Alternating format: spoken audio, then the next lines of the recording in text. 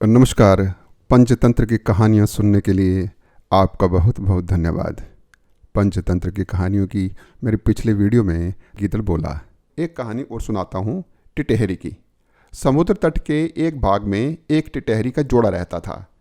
अंडे देने से पहले टिटहरी ने अपने पति को किसी सुरक्षित प्रदेश की खोज करने के लिए कहा। टिटहरे ने कहा, यहाँ सभी स्थान पर्याप्त सुरक्षित हैं, तू चिंता न कर।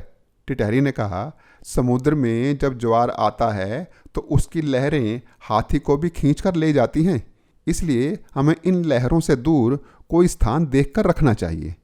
टिटहरा बोला, समुद्र इतना दुस्साहसी नहीं है कि वह मेरी संतान को हानि पहुंचाए। वह मुझसे डरता है, इसलिए तू निशंक होकर यहीं तट पर अंडे दे दे। समुद्र ने टिटहरे की ये बातें सुन ली। उसने सोचा, यह टिटहरा बहुत अभिमानी है। आकाश की ओर टांगें करके भी यह इसलिए सोता है कि इन टांगों पर गिरते हुए आकाश को थाम लेगा। इसके अभिमान का भंग होना चाहिए। यह सोचकर उसने ज्वार आने पर टिटहरी के अंडों को लहरों के साथ बहाकर ले गया। टिटहरी जब दूसरे दिन आई तो अंडों को बहता देखकर रोती बिलखती टिटहरे से बोली, मूर्ख, मैंने पहले ही कहा था कि समुद्र की लहरें इन्हें बहा ले जाएंगी, किंतु तूने अभिमानवश मेरी बात पर ध्यान नहीं दिया। अपने प्रियजनों के कथन पर भी जो कान नहीं देता उसकी दुर्गति होती ही है। इसके अतिरिक्त बुद्धिमानों में भी वही बुद्धिमान सफल होते हैं जो विपत्ति आने से पहले उपाय सोचते हैं, जिनकी बुद्धि तत्काल अपनी रक्षा का उपाय सोच लेती है। जो होगा देखा जाएगा कहने वाले शीघ्र ही नष्ट हो जाते हैं। यह बात सुनकर टिटहरे ने टिटहरी से कहा, मैं यब्धविष्य जैसा मूर्ख और निष्कर्म नहीं हूँ। मेरी बुद्धि का चमत्कार देखती जा। मैं अभी अपनी चोंच से समुद्र का सारा पानी बाहर निकालकर उसे सुखा देता हूँ। टिटहरी बोली, समुद्र के साथ तेरा वैर तुझे शोभा नहीं देता। इस पर क्रोध करने से क्या लाभ।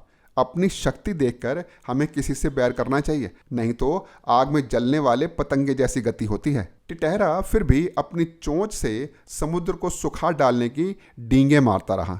तब टिटहरी ने फिर उसे मना करते हुए कहा, जिस समुद्र को गंगा यमुना जैसी सैकड़ों नदियां निरंतर पानी से भर रही हैं, उसे तू अपने बूंद भर उठाने वाली चोंच से कैसे खाली कर देगा।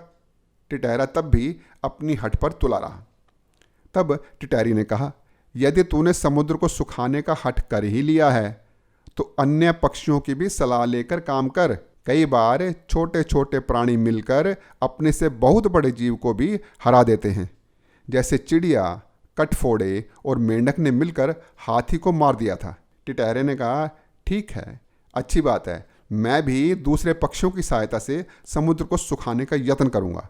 यह कहकर उसने बगुले, सारस, मोर आदि अनेक पक्षियों को बुलाकर अपनी दुख भरी कहानी सुनाई। उन्होंने कहा, हम तो अशक्त हैं, किंतु हमारा मित्र गरुड़ अवश्य इस संबंध में हमारी सहायता कर सकता है। तब सब पक्षी मिलकर गरुड़ के पास जाकर रोने और चिल्लाने लगे, गरुड़ महाराज, आपके रहते हमारे पक्षी कुल पर समुद्र ने अत्याचार किया है। हम इसका बदला लेना चाहते हैं। आज उसने टिटहरी के अंडों को नष्ट किया है, कल वह दूसरे पक्षियों के अंडों को बहा ले जाएगा। इस अत्याचार की रोकथाम होनी चाहिए, अन्यथा संपूर्ण पक्षी कुल नष्ट हो जाएगा। गरुड़ ने अपने साथी पक्षियों का रोना सुनकर उनकी सहायता करने का निश्चय कर लिया। उसी समय उसके पास भगवान विष्णु का दूत आया। भगवान विष्णु ने उसे सवारी के लिए बुलाया था।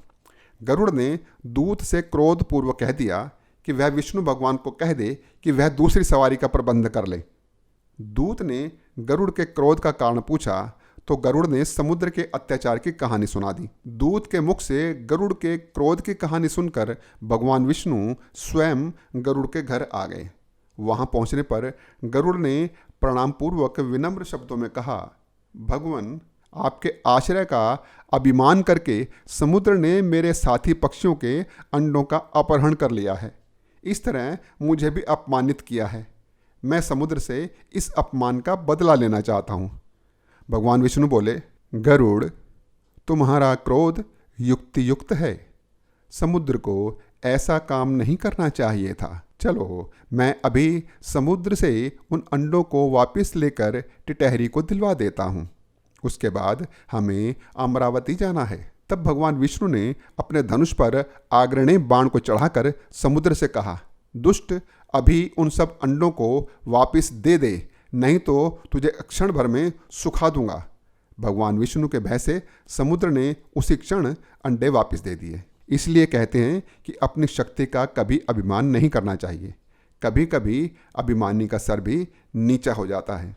उधर मथुरा में वर्धमान को अपने सहायकों के साथ रहते रहते काफ़ी दिन हो गए थे। उसे अपने महिला रोप्य की याद सताने लगी थी। हम जब भी अपने घर से दूर जाते हैं तो कुछ समय बाद हमें अपने घर की याद सताने लगती है और हमारा मन अपने घर जाने के लिए विचलित हो आता है। वर्धमान महिला रोप्य से एकत्र करके लाया हुआ सामान अच्छे मूल्य पर बेच चुका था। जो थोड़ा बहुत सामान बच गया था उसने घर जाने की बेचैनी में उसे भी थोड़े कम लाभ पर बेच दिया और अपने देश में अच्छे मूल्य पर बिक सकने वाले सामान को एकत्र कर लिया और अपने देश चलने की तैयारी करने लगा। इधर लोमड़ी अपने साथियों को समझा रही थी कि भाइयों, हमें अपने प्रभु पर भी विश्वास बनाए रखना चाहिए। उसने हमें इस पृथ्वी पर भेजा है तो हमारे भोजन का भी इंतजाम अवश्य किया होगा। हमें भोजन के लिए बहुत ज़्यादा चिंता करने की आवश्यकता नहीं है। वो मलूक दास जी ने कहा है ना, अजगर करे न चाकरी, पंछी करे न काम, कह मलूका दास जी सबके दाता राम। दमनक ने कहा, तुम ठीक कहती हो, वह कहानी मैंने भी सुनी है, परंतु इस समय ऐसी कहानी की आवश्यकता नहीं है।